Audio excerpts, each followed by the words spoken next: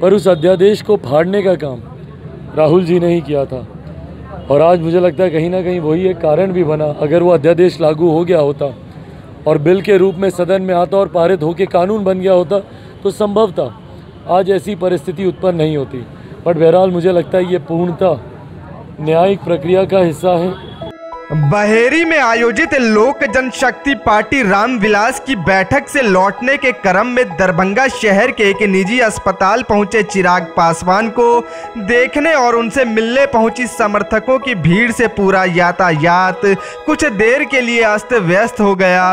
प्राप्त जानकारी के अनुसार सांसद चिराग पासवान अपने किसी पार्टी के कार्यकर्ता का कुशलक्षेम जानने यहां पहुंचे थे।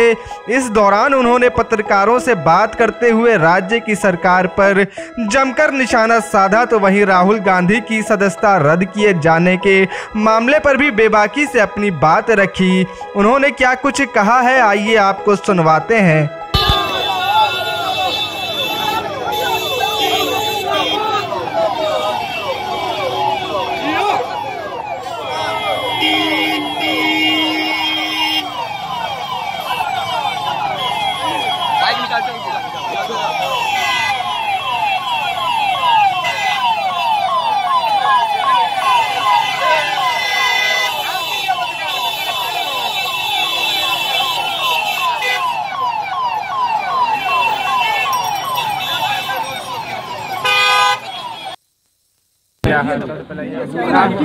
राहुल गांधी पार्लियामेंट्री सचिवालय ने नोटिफिकेशन जारी कर दिया, क्या कहेंगे उसको?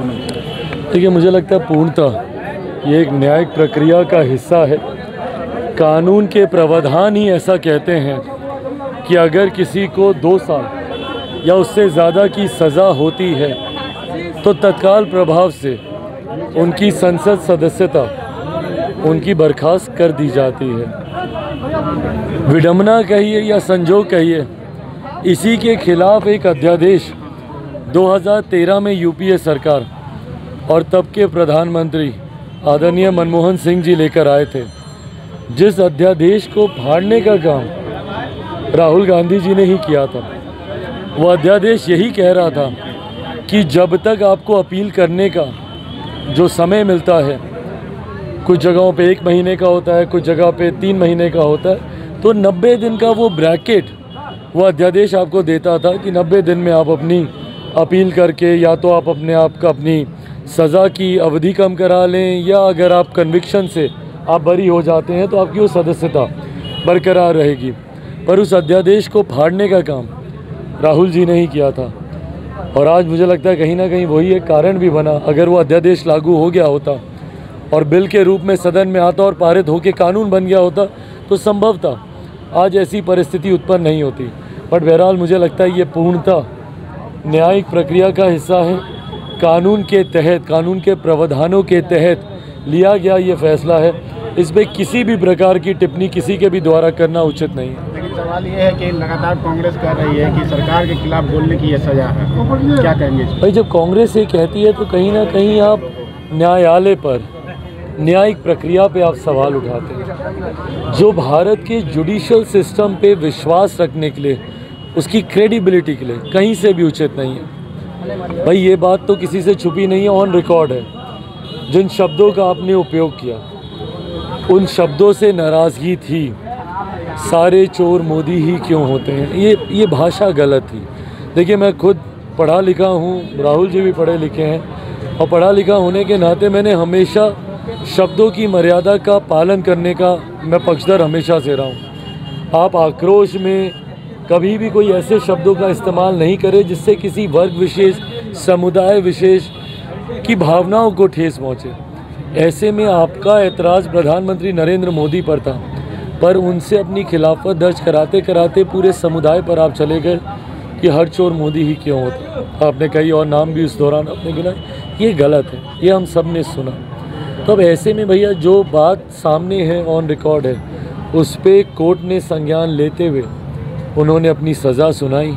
मुझे नहीं लगता कि इसमें कहीं पे भी कोई और लूप होल है या किसी भी गलत दृष्टि से लिया गया ये फैसला है। मुझे लगता है कानून ने अपने अधिकारों का पालन करते हुए फैसला। सवाल ये उठ रहा है कि इसके खिलाफ अगर कोई उनकी नाराजगी है तो कहीं अपील नहीं किए हैं, तो क्या लगता है कांग्रेस राजनीति कर रही है पूरे मसले को लेकर? अपील करना आपका अधिकार बनता है भाई, आप कीजिए।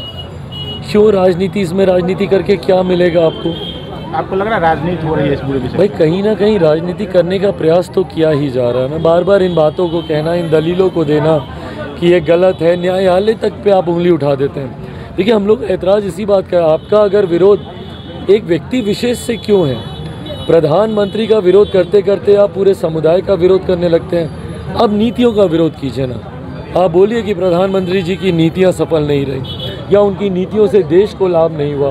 आप विदेश में भी जाकर आप देश के अपमान करने वाली बातों का, भाषा का आप इस्तेमाल करते हैं। देश में भी आप ऐसी भाषा का इस्तेमाल करते हैं जहाँ पे कुछ लोगों की भावनाओं को ठेस पहुँचती है। में से जंगल राज का विकल्प ये बनकर आए थे। जंगल राज शब्द इन्हीं के द्वारा दिया गया था। भाई मेरी उम्र के 25, 30, 35, 40 साल के युवा को नहीं फ़र्क पड़ता कि भैया आज से 15 साल, 20 साल, 30 साल पहले का बिहार कैसा था। 90 के दशक से हम लोग को कुछ लेना देना नहीं। हमको आज का बिहार आप बताइए भाई।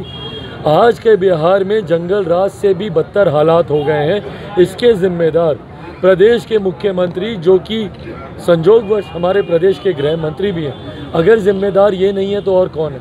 अगर आपके रहते हुए अगर अपराध नियंत्रित नहीं हो रहा तो इसके जिम्मेदार पूर्णतः प्रदेश के मुख्यमंत्री नीतीश कुमार। पत्रकार मनीष कश्यप को जो जेल भेज दिया गया सर, उसके बारे में क्या कहेंगे आप? जिस तरह से कि संस्था समाप्त होते ही केजरीवाल की बात करें, ममता बनर्जी की बात करें, सभी लोग एक प्लेटफॉर्म पर आ गए कि 2024 में किस तरह से हम ये चुनाव। ये विपक्षी एकता एक भ्रम है। आज जितने लोग आ रहे हैं, कितने लोगों ने रह रहकर कांग्रेस का या उनकी नीतियों का साथ दिया। ममता जी तो खुले मन से बोल चुकी हैं कि भाई अगर राहुल जी सामने चेहरा बनेंगे तो वो एक केक वॉक हो जाएगा मोदी जी के लिए और उनके सरकार के लिए। तो ऐसे में आज ही बिहार में अगर मेरी जानकारी सही है तो विपक्ष एक मार्च में निकला है इसी तमाम चीज़ों को लेकर। तो कहाँ है जनता दल यूनाइटेड? क्या जनता दल यूनाइटेड ने, मुख्यमंत्री नीतीश कुमार जी ने क्या विपक्ष का साथ दिया? हकीकत है विपक्ष अपनी महत्वाकांक्षाओं में ही इतना उलझा हुआ है। जब जब आप विपक्षी एकता की बात करते हैं और ये तमाम नेता एक साथ फ़ोटो खिंचाने के लिए एक दूसरे का हाथ पकड़ते हैं तो आपको एक साथ एक मंच पर 1 दर्जन से ज़्यादा आपको प्रधानमंत्री पद के दावेदार दिखाई देते हैं। ऐसे में एक दूसरे की टांग खींचना ही सबसे बड़ा कारण है विपक्षी एकता के धराशायी होने।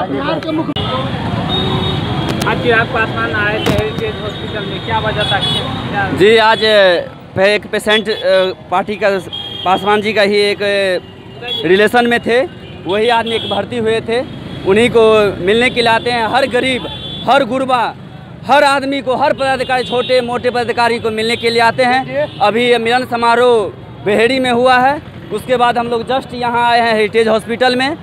सभी कार्यकर्ता के जश्न के साथ यहाँ पर दिए हैं, मिले हैं और स्वीकृत किए हैं, उनको बधाई दिए हैं जो वो जल्दी आप स्वस्थ होकर घर चले जाएंगे। यहाँ पेशेंट से मिलने के लिए आए? जी पेशेंट से मिलने के लिए आए थे। एक पार्टी का ही कार्यकर्ता थे, उसी से मिलने के लिए आए थे। क्या नाम हुआ पेशेंट का? आपका क्या नाम? मेरा नाम है उगन कुमार यादव, प्रखंड प्रधान महासचिव टाटी।